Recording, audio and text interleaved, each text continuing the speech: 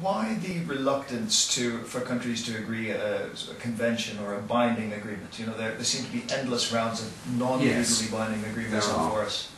I think to understand the deadlock in the international discussion around a legally binding convention that would require countries to conserve their remaining forests, you need to go back to the period just before the Rio de Janeiro Earth Summit in 1992, and that was, you know, it was the United Nations Convention Conference on Environment and Development, and it wasn't just a green summit.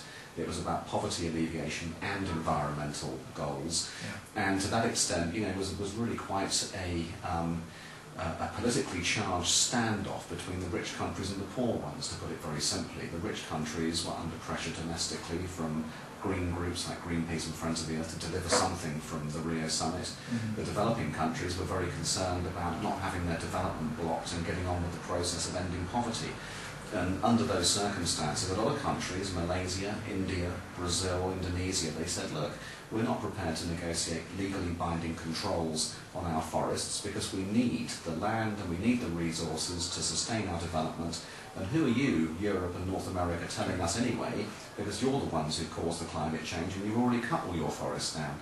And so there was a very tense politics behind all of that, and that's remained there to this day. It is part of the subscript behind deforestation in the tropics, is countries quite rightly and quite legitimately seeing their land and their natural resources as a source of development, and that's been the historic pattern across all the developed countries for centuries. And so expecting these countries to somehow take a different view of their forests was never a reasonable expectation in a political or practical sense. And so, you know, the discussion does need to move on, and that's one of the things we've been trying to think through here at the Prince's Rainforest Project, is how that dynamic can be broken so that countries can have development, can have financial income, can have growth, at the same time as keeping their forests, because they actually do have a point. If you've got poverty and you've got natural resources, you're kind of compelled, politically, apart from anything else, to end the poverty. And if that's the only resource you've got, you're going to use it.